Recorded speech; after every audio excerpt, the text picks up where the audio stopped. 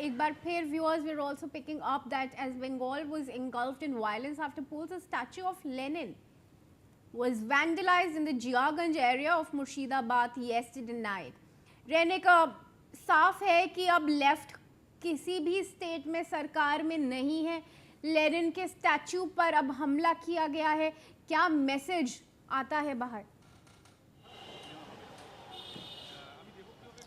देखिए, लगातार पश्चिम बंगाल में पोस्ट पोल का घटना जो है वो दिखता हुआ नजर आ रहा है। एक तरफ जियागंज मुर्शिदाबाद में लेनिन का जो स्टैचू वो तोड़ा गया है, दूसरी तरफ इसी तरीके का जो पश्चिम बंगाल सरकार का विश्व बांग्ला स्टैचू था उनको भी बहुत सारी जगह पर तोड़ा गया है और इसी तरीके से हमले का घटना घटा रहा है। मैं एक बार दिखाने का कोशिश करूंगा। ठीक इस वक्त मैं मौजूद हूँ कोलकाता का न्यू मार्केट एरिया में। इस जगह पर देख सकते हैं कि बुलडोजर एक्शन जो है वो कल देखने को मिला है।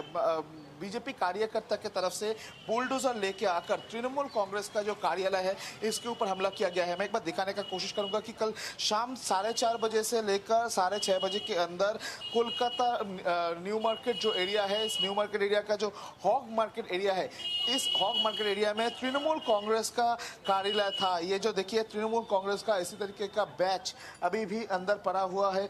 तृणमूल कांग्रेस का जो फ्लैग वो भी अंदर पड़ा हुआ है और उसके साथ साथ ही बहुत सारे हॉकर्स यूनियन का जो आई कार्ड इसी तरीके से पड़ा हुआ है। और देख ही सकते हैं कि शाम को 4:30 बजे से लेकर 6:30 बजे तक एकदम जो आई विटनेसेस है उनके तरफ से कहा जा रहा है कि इस ऑफिस के ऊपर तृणमूल कांग्रेस का ये जो कार्यालय था इसके ऊपर पूरा हमला चलाया गया है। बीजेपी जो समर्थक है उनके तरफ से जेसीबी ले आकर इसके ऊपर हमला किया गया है। बुलडोजर एक्शन जो है वो चलाया गया है। बाकायदा बहुत सारे स्टेटों पर सरकारी तौर पर ये जो बुलडोजर एक्शन वो देखने को मिलता है, उत्तर प्रदेश में देखने को मिलता है। मगर अभी बीजेपी कार्यकर्ता की तरफ से, बीजेपी कर्मियों की तरफ से, समर्थकों की तरफ से इस तरीके का हमला जो है ये चलाया जा रहा है। मगर बीजेपी की तरफ से स्पष्ट कहा जा रहा है कि इस तरीके का हमले को ऊपर निंदा करते हैं पश्चिम बंगाल बीजेपी, क्योंकि बंगाल बीजेपी का कहना है कि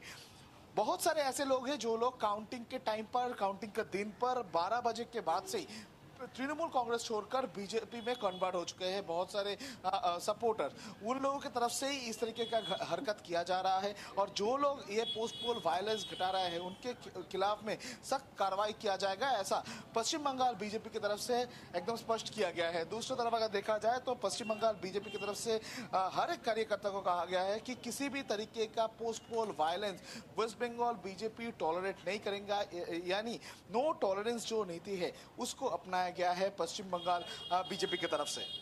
जी रैनेक, आपको जुड़ने के लिए बहुत धन्यवाद। And viewers, now moving on to Assam. Chief election officer Anurag Goyal has led the delegation there